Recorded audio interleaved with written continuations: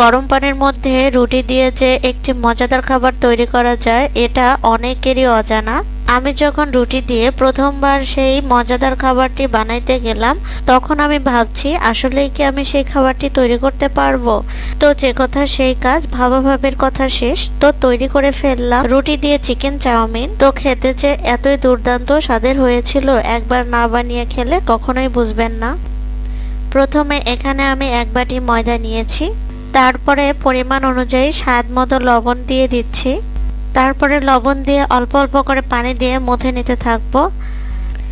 আপনি হয়তোবা ভাবছেন এই চাউমিনটি বানাইতে অনেক কিছু লাগে, আসলে তেমন কিছুই না। ঘরে সামান্য কিছু থাকলেই কিন্তু এই চাউমিনটি তৈরি করে নিতে পারেন। আমি সবসময় চেষ্টা করি সামান্য কিছু দিয়ে ভালো কিছু খাবার কিভাবে তৈরি করা যায়। যাই হোক, অনেক কথা বলতে বলতে কিন্তু আমার ময়দার ডোটি তৈরি হয়ে গেছে। আমি কিন্তু এই ময়দার ডোতে কোনো রকমের তেল ব্যবহার করিনি, একদম রুটির যে ডো সেটা তৈরি করছি। এই ডোটি তৈরি হয়ে গেলে এখন ছোট ছোট করে লেচি তৈরি করে নিচ্ছি। আপনি কতটুকু চাউমিন বানাবেন ততটুকুর উপর ভিত্তি করে আপনি সেই অনুযায়ী ময়দা নিয়ে নেবেন। লেচিটা তৈরি করার পরে আবার কিন্তু ভালোভাবে মথে নিতে হবে। যত ভালোভাবে মথে নেবেন তত রুটিটা সফট হবে। এবার লেচিটাকে ভালো করে গোল করে বেলে নিচ্ছি। এই রুটিটা কিন্তু পাতলা হতে হবে, আর এই রুটিগুলোকে মিডিয়াম ভাবে বেলে নেওয়ার চেষ্টা করবেন। মিডিয়াম ভাবে বেলে নিলে গরম পানিতে দিতে সুবিধা হবে, আর বেশি বড় করে নিলে ভেঙে যাবে বা কোকড়া বোকরা হয়ে যাবে রুটিগুলো। এখন সবগুলো রুটি বানানো হয়ে গেলে একটি প্যানে বেশি করে পানি দিয়ে দিচ্ছি, আর পানিটা কিন্তু একদম ফুটিয়ে নিতে হবে। এখন দেখেন প্রথম রুটিটা আমার বড় হয় গরম পানি দেওয়াতে কেমন হয়ে গেল। তো এরকম বড় করে নেওয়া যাবে না, সবসময় ছোট আর পাতলা করে নেওয়ার চেষ্টা করবেন। এবার দেখুন পরের রুটিটা ছোট করে নিয়ে গরম পানিতে দিয়ে দিলাম। এখন কিন্তু কোনো সমস্যাই হচ্ছে না, রুটিটা সুন্দরভাবে সিদ্ধ হয়ে যাচ্ছে। এক কথায় রুটিগুলোকে আমি সিদ্ধ করে নিচ্ছি। রুটিগুলো সিদ্ধ হয়ে গেলে ঠান্ডা পানির মধ্যে দিয়ে দিচ্ছি। এই পানিটি যদি ফ্রিজের পানি হয় তাহলে তো খুবই ভালো হয়, আর যদি ফ্রিজের পানি না হয়ে নর্মাল পানি হয় সেটাতেও সমস্যা নেই। এখন সবগুলো রুটি একটা একটা করে গরম পানির মধ্যে সিদ্ধ করে নিচ্ছি, আর সেই সিদ্ধ রুটিগুলো ঠান্ডা পানির মধ্যে ঠান্ডা করে নিচ্ছি। এভাবে সবগুলো রুটি আমি ঠান্ডা করে তৈরি করে নিয়েছি।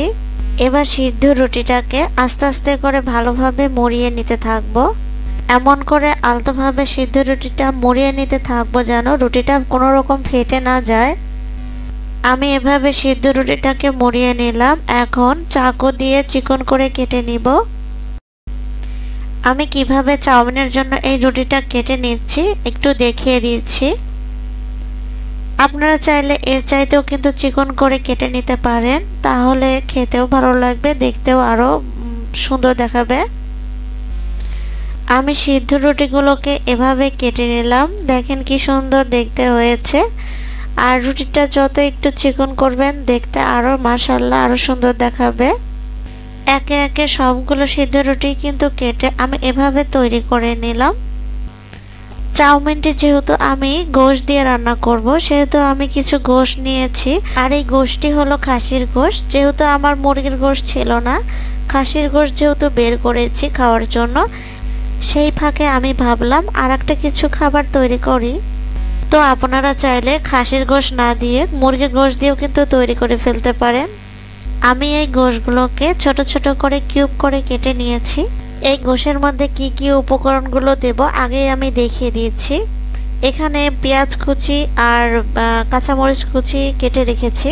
এরপরে রেডি করে রেখেছি টমেটো সস আর সয়া সস। আপনি চাইলে আরও কিছু অ্যাড করে নিতে পারেন। এরপরে আরও একটা জিনিস অ্যাড করব, সেটা হলো ডিম। আমি এগুলো দিয়েই তৈরি করে নিব। এখন একটি প্যানে তেল দিয়ে দিচ্ছি। তেলটি গরম হয়ে আসলে দিয়ে দিচ্ছি টুকরো করার সেই গোশতগুলো। যেহেতু এই খাবারটি খাসির গোশত দিয়ে তৈরি করছি, সেক্ষেত্রে আমি খাসির গোশতটি ভালোভাবে তেলে ভেজে নিচ্ছি। এই গোশতটি তেলে ভাজতে ভাজতে দেখবেন অনেকটাই এরকম ঝরঝরা হয়ে আসছে। আর এই গোশতটাকে একটু ভালোভাবেই কিন্তু ভেজে নিতে হবে আর সিদ্ধ করেও নিতে হবে। এখন গোশতের মধ্যে দিয়ে দিচ্ছি হলুদের গুঁড়া। হাতের কাছে চাকু ছিল, আমি চাকু দিয়ে দিচ্ছি। এরপর এর মধ্যে দিয়ে দিচ্ছি ধনিয়ার গুঁড়া, মরিচের গুঁড়া আর পরিমাণ মতো লবণ। এখন নেড়ে চেড়ে সবগুলো মশলা দিয়ে আরো কিছুক্ষণ ভালোভাবে ভেজে নিব।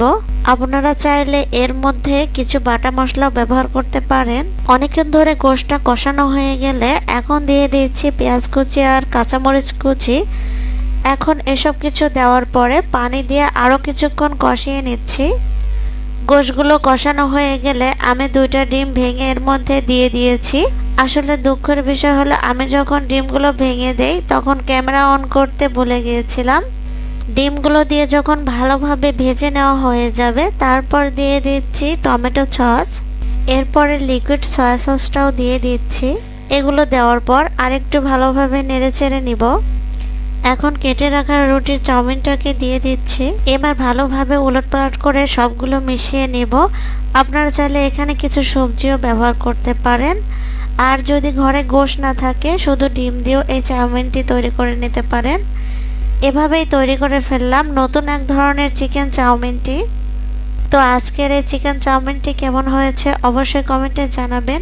ভিডিওটি ভালো লাগলে অবশ্যই লাইক, কমেন্ট এবং শেয়ার করে দিবেন। তো সবাই সুস্থ থাকবেন, ভালো থাকবেন। আবারও নতুন কোনো রেসিপি বা ভিডিও নিয়ে হাজির হব আপনাদের মাঝে। তো সবাই ভালো থাকবেন। আল্লাহ হাফেজ।